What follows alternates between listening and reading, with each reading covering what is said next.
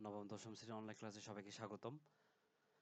আজকে 11.2 এর একটা খুব ইম্পর্টেন্ট একটা ম্যাথ নিয়ে কথা বলবো, যেটা প্রায় সৃজনশীল প্রশ্নেই পাওয়া যায়। যে 18 নম্বর প্রবলেমটা, এই ধরনের অনেকগুলো প্রবলেম আছে, এর মধ্যে আমি 18 নম্বর প্রবলেমটাই দেখাচ্ছি।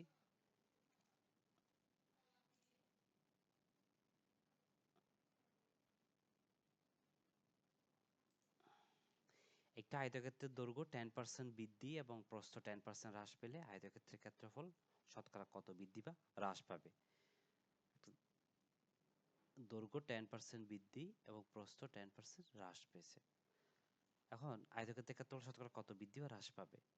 কারণ প্রথমে আমরা একটা আয়তক্ষেত্রের দৈর্ঘ্য মনে করব এবং একটা প্রস্থ মনে করে নিব। মনে করি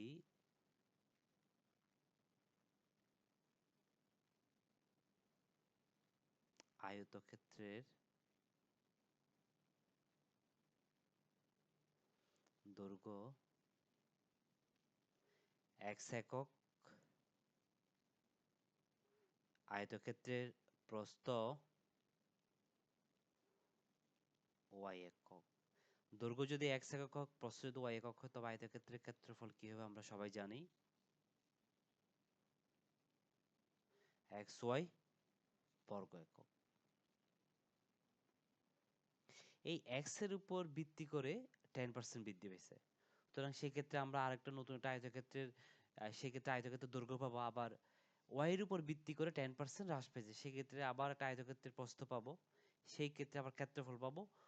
এই ক্ষেত্রফলে তো ওই ক্ষেত্রফল যদি আমরা কম্পেয়ার করি, তবে বৃদ্ধি নাকি হ্রাস সেটা বুঝতে পারবো। দেখি 10% বৃদ্ধিতে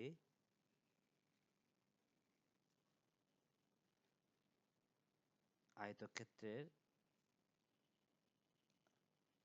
দৈর্ঘ্য সমান x প্লাস x এর 10%।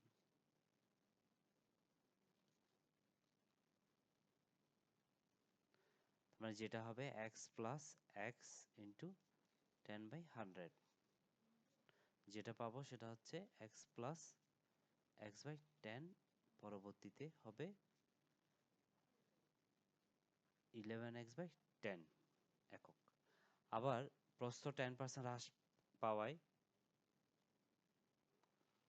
প্রস্থ 10% হ্রাস পাওয়ায়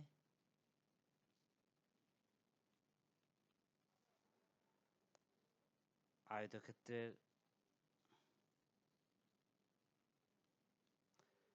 প্রস্থ সমান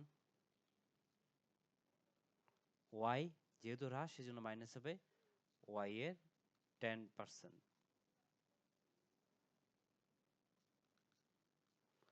পরবর্তী যেটা হবে y মাইনাস y/10 একক। এটাকে যদি আমি ক্যালকুলেশন করি, 9y/10 একক। তার মানে 10% বৃদ্ধিতে নতুন দৈর্ঘ্য পেলাম, আবার 10% হ্রাস পাওয়ায় নতুন প্রস্থ পেলাম। সেই ক্ষেত্রে নতুন আয়তক্ষেত্রের ক্ষেত্রফল হবে নতুন আয়তক্ষেত্রের ক্ষেত্রফল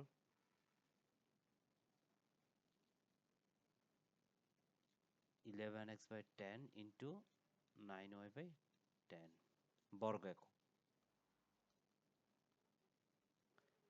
এটা হবে 99/100xy বর্গ একক।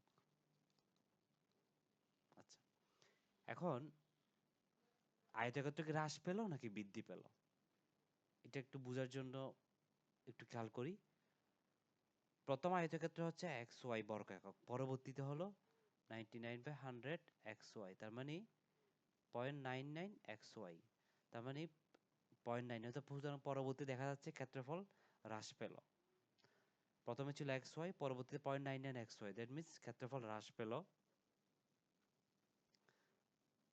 সুতরাং ক্ষেত্রফল হ্রাস পায় সমান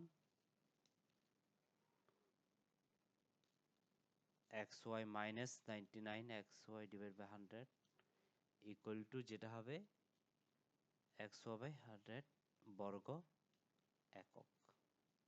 এখন এর হ্রাসকৃত ক্ষেত্রফলের শতকরা বের করব। তো শতকরা যদি বের করতে যাই, সুতরাং ক্ষেত্রফল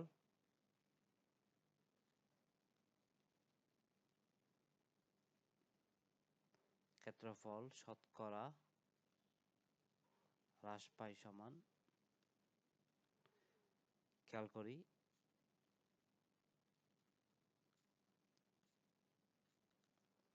এই লবের হরের জায়গায় থাকবে আদি ক্ষেত্রফল। আদি ক্ষেত্রফল কত? xy, আর হ্রাসকৃত ক্ষেত্রফল হচ্ছে xy ডিভাইড বাই 100। এটাকে যদি ক্যালকুলেশন করি, xy divide by 100 into 1 by xy into 100, যেটা হবে সেটা হচ্ছে 1%। তার মানে ক্ষেত্রফল 1% হ্রাস পাবে। ক্ষেত্রফল 1% হ্রাস পাবে। এই ধরনের আরো অনেকগুলো প্রবলেম আছে। তো আমরা প্রথমে যেটা করব, একটা আয়তক্ষেত্রের দৈর্ঘ্য ধরে নিব, প্রস্থ ধরে নিব, এরপর এটা ক্ষেত্রফল পাবো। ওইটার উপর বেস করে যদি দৈর্ঘ্য বৃদ্ধি পাবে, প্রস্থ যদি হ্রাস পাবে, অথবা বৃদ্ধিও হতে পারে। তারপর এটার উপর ভিত্তি করে নতুনভাবে আমরা একটা আয়তক্ষেত্রের দৈর্ঘ্য পাবো এবং প্রস্থ পাবো। ওইটার ক্ষেত্রফল বের করব। ক্ষেত্রফল বের করে দুইটার সাথে কম্পেয়ার করব যে হ্রাস হয়েছে নাকি বৃদ্ধি হয়েছে। যদি হ্রাস হয় সেক্ষেত্রে আমরা হ্রাসকৃত ক্ষেত্রফলটা বের করবে, পরবর্তীতে এটার কি শতকরা বের করব। এই 17 নম্বর প্রবলেমটা একই ধরনের প্রবলেম। এই ক্ষেত্রে বর্গক্ষেত্র থাকবে, তো বর্গক্ষেত্রের ক্ষেত্রে 20% বৃদ্ধি পায় এবং তার শতকরা কত, তার ক্ষেত্রফল শতকরা কত বৃদ্ধি পাবে। এটা বাসায় আমরা করতে পারি এসডব্লিউ হিসাবে। ঠিক একইভাবে আমরা এটা কিভাবে, তো বর্গক্ষেত্রের পরিমাণ ধরবো x এবং বর্গক্ষেত্রের বাহুর পরিমাণ, সেক্ষেত্রে বৃদ্ধি পাবো, অর্থাৎ x প্লাস x এর 20%। এখান থেকে আমরা একটা বাহু পাবো এবং ওইটার ক্ষেত্রফল বের করব। পরবর্তীতে যদি ক্ষেত্রফল বৃদ্ধি পায় সেক্ষেত্রে বৃদ্ধিটা বের করবে এবং আলটিমেটলি এটা শতকরা বের করব। এখন এই ক্ষেত্রে আনসার হচ্ছে ক্ষেত্রফল 24% বৃদ্ধি পাবে। আমরা বাসায় করে নিজের সাথে মিলিয়ে নিতে পারি।